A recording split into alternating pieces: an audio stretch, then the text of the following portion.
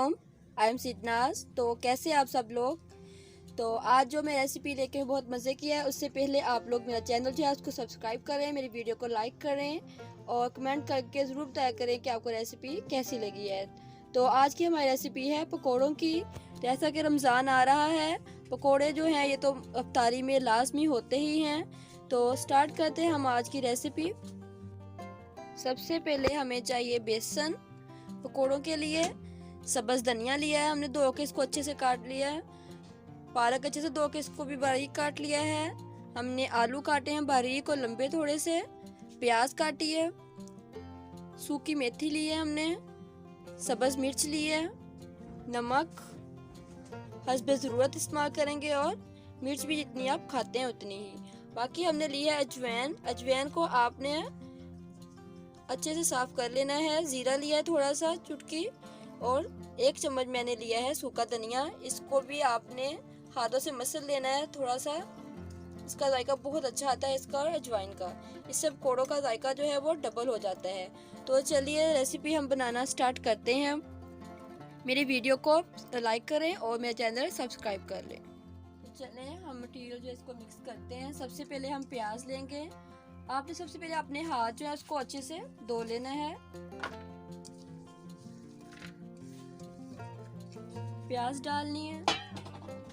फिर आपने आलू बारीक कटे हुए।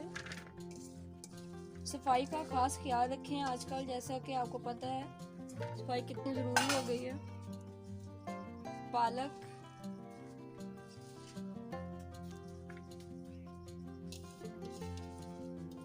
सब्ज़ धनिया,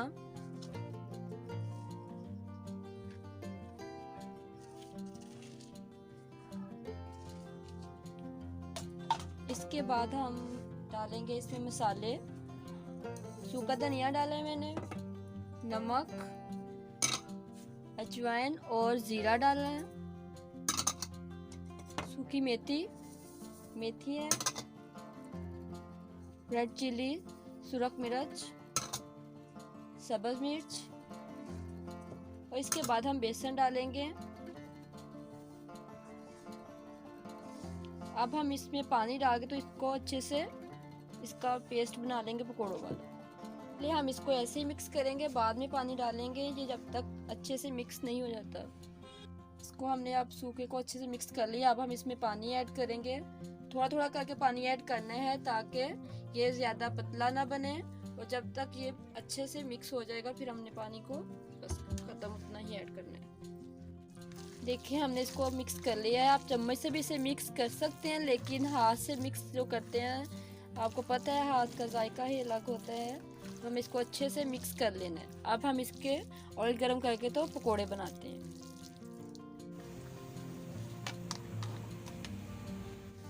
ऑयल गरम हो चुका है तो हम इसमें अब पकोड़े डाल रहे हैं। छोटे छोटे से बनाने हैं, पतले से, ज़्यादा आपने बड़े या मोटे नहीं बनाने इसको।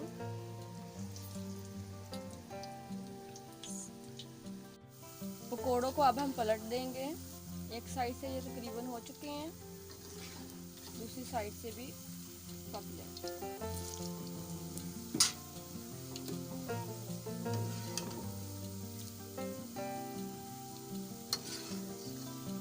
इसको आपने ज़्यादा स्लो फ्लेम पे नहीं बनाना है।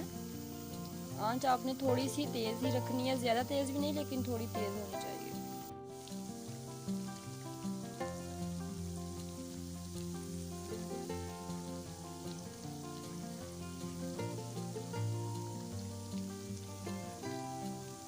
पकोड़े जो हमारे पक चुके हैं, फ्राई हो गए हैं, अब हमने निकाल लेंगे।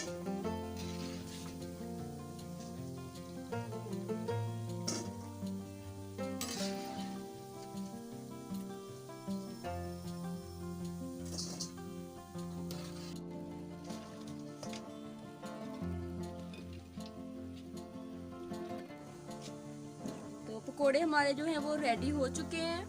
बहुत मज़े के क्रिस्पी पकोड़े बने हैं।